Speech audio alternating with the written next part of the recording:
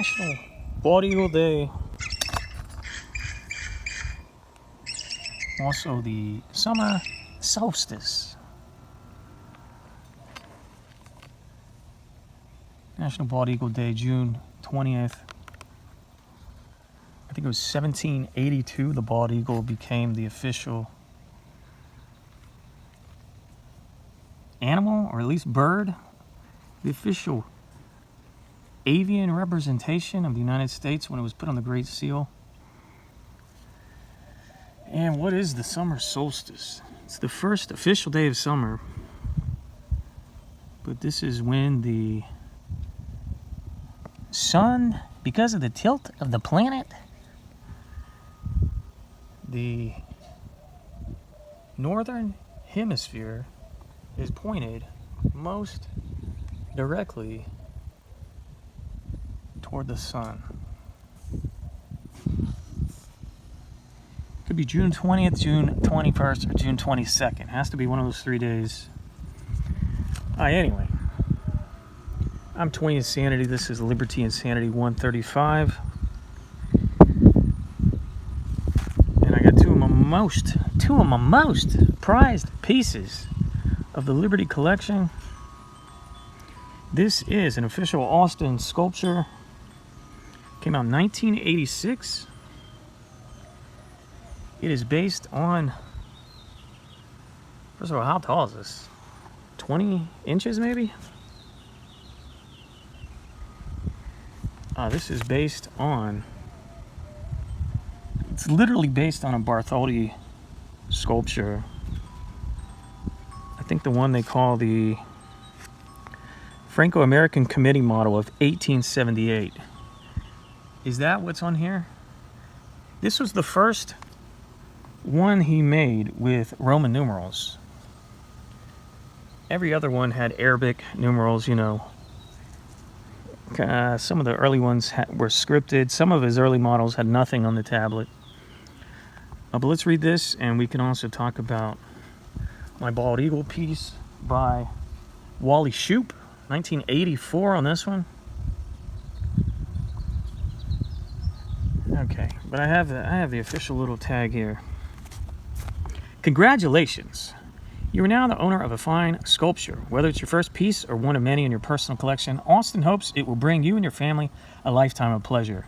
Care instructions: clean with a soft dry cloth. Do not use oils, abrasives, or chemicals. Have fine stores everywhere. Contact us for a dealer in your area. Austin Productions, Holbrook, New York. And at this time, they had offices in Canada and the Netherlands as well. 1986, they were very prolific. They started in 52. This is made of a material called Durastone, which is plaster. Literally, it's plaster. It's maybe plaster, resin, and some like gravelly elements all mixed together. It's very heavy. It looks like copper, don't it? That's because of my paint job.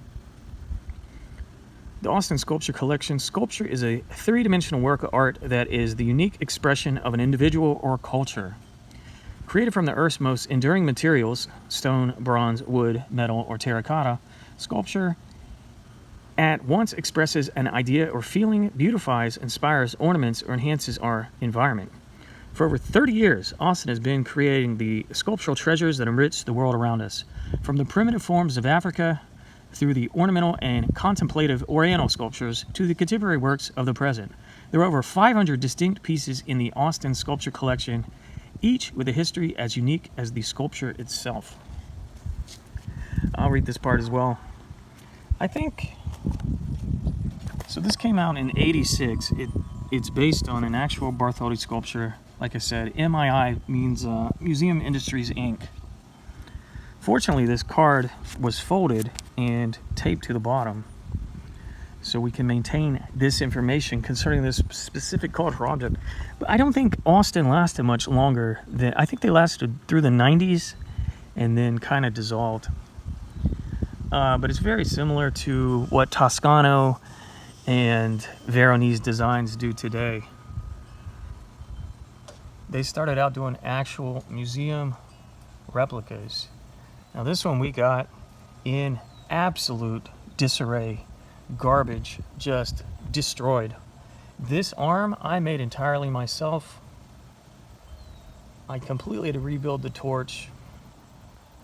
The spikes of the crown are not original. I had to repair the face. I had to repair all along the robe. I had to repair the base it's on. I don't think the tablet was smashed. But then obviously, you know, I did my own paint techniques on this. I think there's 3 different washes, and I did clear coats in between each wash to get all these colors. I'm proud of my paint job, of course, and I even did a little bit of, well, I did the torch in gold, and I did a little bit of gold around the face. I don't know, I like it. Liberty enlightening the world. Auguste Bartholdi, with roots in the politics of France during the middle of the 19th century, when the Republican ideal for which the Revolution of 1789 had been fought suffered from the weight of Napoleon III's Second Empire and the brutal aftermath of its collapse in 1870, the concept of a French monument to liberty on American soil had a natural appeal. The United States of America represented the world's most notable commitment to Republican government. Started in 1865, the statue went through several revisions and took 20 years to complete. During that time, Bartholdi made models of the statue from which the correct dimensions could be determined. This replica is taken directly from Bartholdi's finished model of 1878 and is an authorized reproduction done in conjunction with the Franco-American Committee and Museum Industries, Inc. Oh, very cool. This book, The French-American Statues in Art and History, came out in 1986, and it features the piece this was directly molded after. This book is quite the resource. Here's some very early maquettes. Is that how you pronounce this word?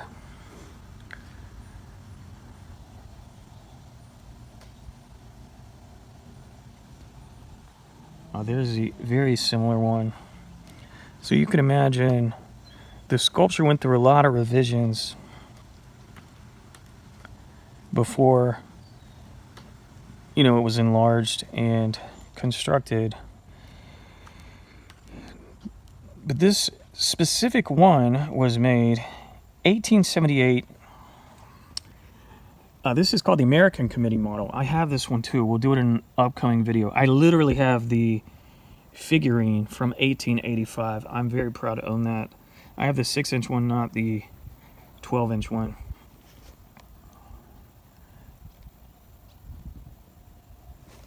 I think it's coming up. Well, I have the page marked. I'm just taking my time getting there. So this mock-up was literally given to Model Reductions of Liberty. So this one was given to Richard Morris Hunt for reference when making the pedestal. So this is the specific name of the cast.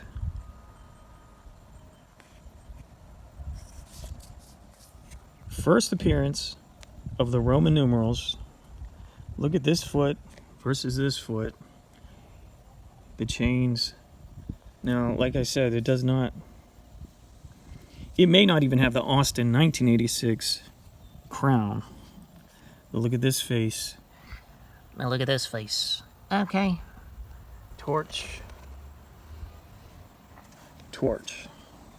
Very happy to have this piece. You pronounce this on your own. So these were the ones cast in France. And, you know, Richard Hunt and the people in America building the pedestal needed references. Love this book. Hey, there's Hudson Talbot. I did a whole video on him.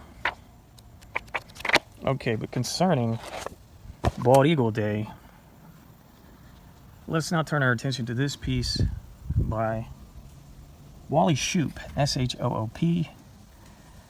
Past and prior, Bald Eagle Days, I've had more cultural objects, but maybe not one so impressive or expensive. you can go ahead and look at Liberty Insanity 50 and Liberty Insanity 98. But I do love this piece. It is number 112, or perhaps it says 192. I'm going to say 192 of 1,000. This was the original Shoup sculpture of '84. It is. Beautiful bronze. Now he did re-release this one. All the ones on eBay are the second version, which say they're numbered of 2,500. But this is the '84 original. All I can find on the internet is that he was born in 1941, and I'm guessing he's still alive. I do love this piece. I've always wanted to make, or someone to make, a bald eagle as the Statue of Liberty. So if we see this one again in one of my videos, I'm going to try to put, I think this would be a good candidate to put a torch in this claw, a tablet in this claw, and then give it 2 more visual cues. Give it a crown of spikes and give it the typical Liberty green. Of course, I decided to paint this one up. Yeah, you know what I mean, the modern day green. I think as early as, so the statue was complete 1886. By 1900 it was already turning green, but I wanted one of my impressive pieces to be kind of the original copper collar. So that's where I made my Austin sculpture after massive, substantial repair. I went mostly with copper. The fly understands. A lot of things go down right there on the solstice. Happy skateboarding day and happy seashell day. A lot of summer activities represented. I'm working on a Liberty skateboard. I'm working on a very interesting Liberty seashell piece. Hopefully I can have them done by next year. It just absolutely could not happen. This year, 2024, Bald Eagle Day, Liberty Insanity 135. Let me know if you have an Austin piece in your collection.